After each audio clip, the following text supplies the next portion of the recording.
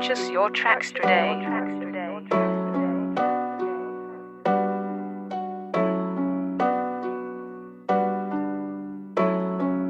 Finesse the check up out them niggas. I was dead broke, locked up in the cage for a little minute and couldn't sell dope. Ran to them Jamaicans, they threw me packs and I learned to sell coke. Money in my pockets, now I'm back, that shit is still some hope. Finesse the check up out them niggas. I was dead broke, locked up in the cage for a little minute and couldn't sell dope. Ran to them Jamaicans, they threw me packs and I learned to sell coke. Money in my pockets, now I'm back, that shit is still some hope. Nine tucked away for all the snakes that ever envied me. Had to turn my back from the streets, but I know they missing me. Gangsta raised off Huff Ave with a black flag and chrome mag. What up, what up, what up, man? Y'all already know what it is, man. Welcome to the Fakalaha Records podcast. For all y'all know, it's the Fakalaha podcast. Y'all like and subscribe to each channel, Facebook or YouTube. Keep on hitting y'all up with these content and all that shit though, and y'all leave it in the comment as well what y'all want me to talk about, or if y'all see some events or videos, I'll definitely go on and post it and react to them though. Other than that though, we got another one, part 2 of this fraternity court.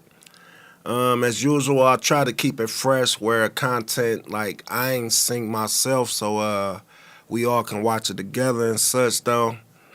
And the last episode was crazy, and when I took a little tiny peek at this one looked kind of crazy as well, though. So with that being said, let's get into this shit, though.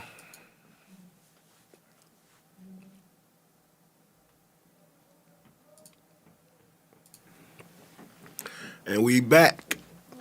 All right, y'all, let's get into this fraternity test part 2. Well, fraternity court part 2 and shit, man. Like I said, man, y'all like, subscribe.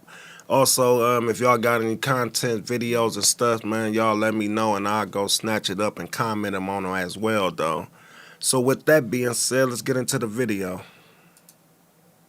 I was talking to you. Then shut up. Now you shut up. No. You shut up. Thought you've seen it all in Paternity Court? Think again. I've got all the crazy highlights that you may have missed from the messiest You Are Not the Father show on TV. This video has it all. Teenage slut-shaming, a hot and heavy filming with a stripper, an ex-boyfriend crossed state lines to buy a turkey for Easter, best of all, a woman with 13 possible baby daddies. Damn. I promise you that this video will not disappoint, except for the one of the dads that calls his daughter sexy and the mom's down for it. That part, it's a little disappointing. I've saved the craziest baby mama drama for last, so strap in, sit back, and enjoy. And if you get distracted, for the love of God, wrap it up. How do you end up having an affair with your sister's husband? What's trashier than having an affair with your sister's husband? Getting pregnant by him, too. And it's bad enough you sleeping around outside the marriage. But your wife's sister?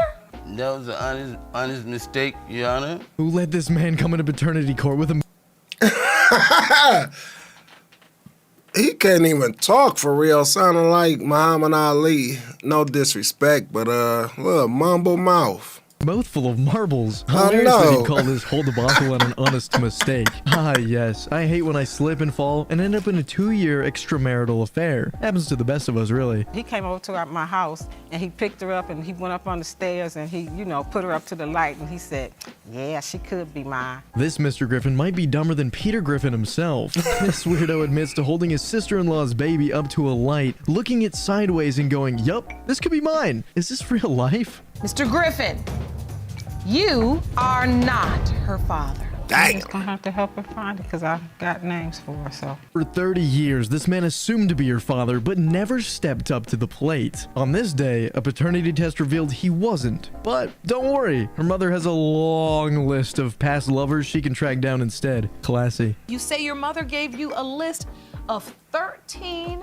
possible men. You admit to having a laundry list of potential fathers, but hope today answers your daughter's lifelong question. Now, speaking of big body counts, in case of Miss Mayers, we've got 3 possible dads on the hook. Just look at all the heads shaking in the background. The court of public opinion is not pleased with her scandalous behavior. You couldn't narrow it down? And when she'll say, oh, is he my dad? I'll say, I don't know, it could be anybody in Seattle, since she thinks that's what it is. Absolutely. It could be this guy right here. Raised upon, see? Really. Her own mother acts like her daughter's paternity isn't her problem, and jokes that her dad could be any man in Seattle. She even points to the court officer and says, heck, it could be him too. Can you believe how trashy this mom is? Your statement to the court says that you've met the 2 out of the 13 that the court has administered tests to. Who's the evil smile for? Keith, he's just inappropriate with me. And when I'm at the airport, he's talking about how sexy I am. But you are. You're beautiful. So, I mean, what's that? Maybe a compliment? He meant What the that. hell? Look how pretty you are. I mean, say that. Don't do that. To make matters worse, one of her potential fathers catcalls her and calls her sexy, and her mother tells her to take it as a compliment? We thought we'd officially seen enough until this creep takes the witness stand and starts talking.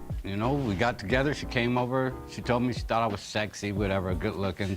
Okay, we had sex, it was a 3-minute thing. You know, 3 minutes. Dang, pussy good as fuck. Tell the truth.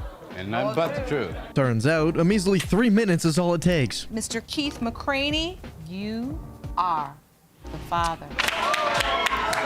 Look at my G. Faint, Mr. McCraney? The dad faints, the daughter storms out, and the mom is probably setting up her next body call as we speak. Ms. Alston, you've come to court to prove to the defendant, Mr. Damn. Holmes, that you are his biological daughter. Yes, Your Honor. Mr. Holmes, you say there's no way she's your child, and today the DNA will prove your case.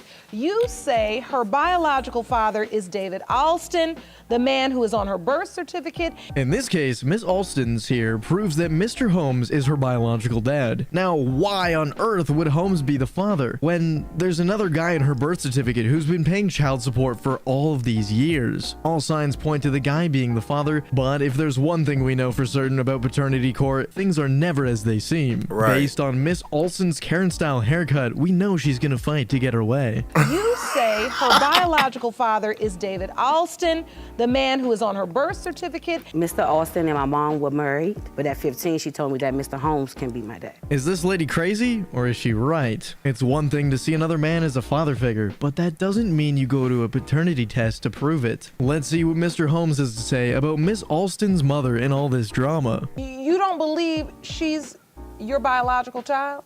No, I don't, Your Honor, because Miss Alston's mother, back in the day, she was like fast. So it was kind of like a booty call. Yikes. If there's anything worse than calling a high school girl fast, it's gotta be calling her a booty call just a few minutes after. By the look on Miss Alston's face, she didn't seem prepared to know her mom was a bus stop bunny. So the rest is history. Mr. Holmes continued to be a creepy predator and engaged in sexual escapades with Miss Alston's mom. Hopefully, eventually, in a setting slightly less public than a bus stop. If that's how you get down, we're honestly judging a little. When he was asked if he knew of his so-called daughter's existence, he replied, this time with a little more dignity. At this point, it's hard to tell who's telling the truth. But Right. isn't that what we love about this show? What was your relationship like with Mr. Alston?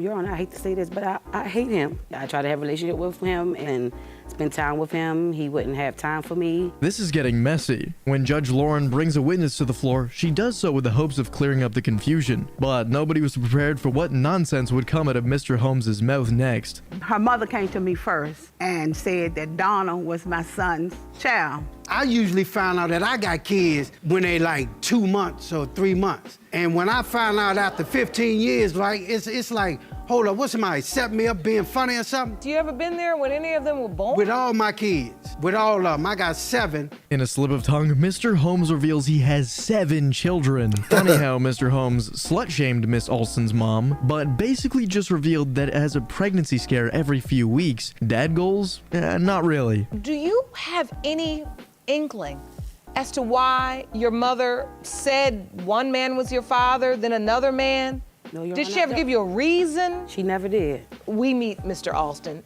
Jerome, will you please escort him in? This is the man on your birth Yeah, certificate. where he at? Now that Damn. Miss Alston reveals that she's not exactly sure who the father is, Judge Lauren has had enough and brings Mr. Alston, the father on the birth certificate, down to the stand to testify and put an end to this. You still considered her your daughter? Yes, that's my daughter. What happened is when I moved away, when I got remarried, it seemed like all that, that's when the anger started coming through. Then when I get these phone calls, it's all about money.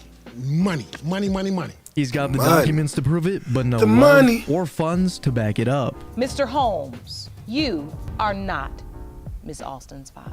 As it turns out, Mr. Holmes got away with his bus stop escapades and slid out of the courtroom scot-free. We wish Miss Alston and her biological dad years of health, happiness, and intensive family therapy. It sounds like they really need it. Now, let's pivot to these crazy country bumpkins. You say that barring the invention of a teleportation machine, it would have been impossible for you to have fathered her child. In the case of Alan versus Diaz, Alan says Diaz has been desperate to pin her son to him, but claims That's he could his have only baby. fathered the child if he had access to a teleportation device. He was out of state when the baby was conceived. At that time, she was in a relationship with another guy, and I was in a relationship with another female. At that time, we weren't even in the same state, so it really doesn't add up. Alan's alibi is that it was at his home in Tennessee when the baby was conceived in Indiana, and that both he and Diaz were dating other people when the kid was conceiving during Easter week earlier that year. She said the conception date was around Easter. A month before Easter was the last time that we had done anything. Miss Diaz, during this time, were you dating anybody else? It would happen maybe once or twice, but it wasn't like I would do something with somebody like consecutively. Okay, so that's all it takes. Right. It all seems plausible, Why do especially they when Ms. act Diaz like breaks they, down her side of the story. Like I said, I would still text her to make sure to just check. Why if we're broken up? Because if you want to check in just on me, why don't you check in the whole pregnancy when I was pregnant? We've gotta hand it to her though. However, she's one tough cookie who isn't showing her ex any mercy in the courtroom. Her facial expressions are half the reason why we're glued to this episode. State your name for the court. Austin Griffin, Matthew Allen's cousin. Matthew was with me during the time of conception because, like he said, we were dating 2 other females. And how can you be so certain that was Easter? Because you don't have Easter dinner any other day. In the midst of all the tension, at least we got a good laugh. Mr. Allen brought a witness to the podium, his cousin. What did you eat for Easter dinner? A turkey. Yeah, and we bought the turkey, yeah. You said he and him bought it? Yeah. But in even a sharper twist, Miss Diaz reveals that Mr. Allen went shopping for Easter dinner together and even went halves on purchasing the turkey. I mean, technically, it's like he took her out to dinner first. Mr. Allen, you are the father.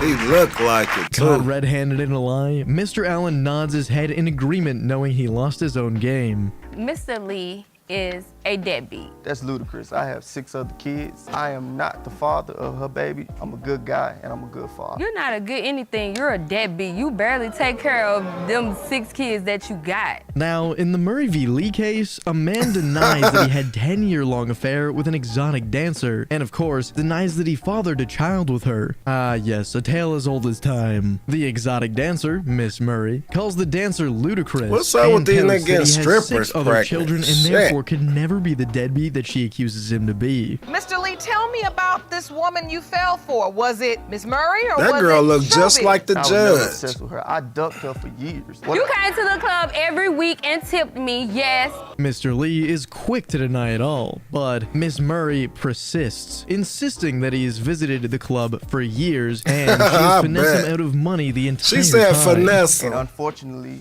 you know, I broke the golden rule. What's the golden rule? You never use the stripper's condom. Never. It was not mine, baby. Oh. It was yours. Talk about adding insult to injury. In an attempt to insult Miss Murray right back, Mr. Lee says that he broke the Colton rule. In the case of Murray versus Lee, Mr. Lee, you are the father. Now he welcomes his 7th kid into the family tree. Hopefully, now he spend more time with the kids and a little less time stalking women at strip clubs. I know, When did the damn. defendant start denying he was your father? He always denied me. One Christmas, he bring a whole bunch of toys around, never brought me anything, always treated me differently. Mr. Davis claims he has legitimate reasons to deny paternity. He always treated his accused daughter like she wasn't his. He brought presents for his other kids on Christmas and nothing for her. What would make a man go to the store and get toys for 2 of 3 children and disappoint a child? Judge Lawrence scolds him hard for neglecting his accused daughter and acting like a deadbeat with only her and not his other children. In the case of Jonathan Rubin, you are his father. As it relates to Miss Janita Rubin, you are the father. She looking all confident. You are. Tick Her phone. You already knew that. Yep, you heard it correctly. Looks like he's got about 30 years of Christmas gifts to make up for. Ms. Allen, you were in court today claiming the defendant, Mr. Levon, is denying your 6-month-old daughter, Layla, only because he's desperate to try to keep your affair with him a secret. 2 men, 1 baby. Let's get down to business. She says he's denying their baby so as not to reveal to his girlfriend that there's another woman. You have a family together, you and your girlfriend? Yes. So there's a lot at stake the here. fuck? How did you end sounding up like getting Tyson. into a sexual relationship with Ms. Allen? At the time, we was going through something and we split up for just a one night. He persistently denies all accusations, and it makes sense. There's a lot at stake. That's his He already baby. has 3 children with his current girlfriend and claims he only snuck out once for one night stand. So wait a minute, I want to understand the nature of this relationship, It was Ms. a Allen. long-distance relationship. They only talk over the It phone, was a Your long-distance Honor. relationship. So it was a long-distance relationship. You lived in one state, he lived in another? Plus, the mistress claims that they had a long-distance relationship. Not sure if she knows how the birds and the bees work, but you can't get pregnant over the phone. As fun as it is to watch the drama unfold, we are desperate to get answers for this case. In the case of Allen versus Levon Mitchell, it has been determined by this court, Mr. Levant, you are the father. not the father. Damn. In the case of baby Lila, this man was not the father. Damn. What do you think our craziest not the father moment was? That's crazy as fuck, man. Hey, man. These fraternity tests, all this shit crazy, yo. With that being said, man, hope y'all enjoyed. I'm out of here, man. Fakalaha Podcast, like and subscribe. And see y'all next time. Peace.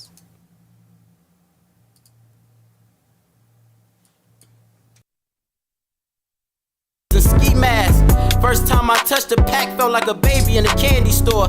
So that shit with ease. I want a rollie and I wanna own a Porsche. GD folks OGs, they bossed the Don up, I respect that. First time I bust a nigga, I was geek, he want his neck back. We booted up, we got the K and bitch, we bout to shoot it up. Too many shots, we hitting gas tanks, bitch, we done blew it up.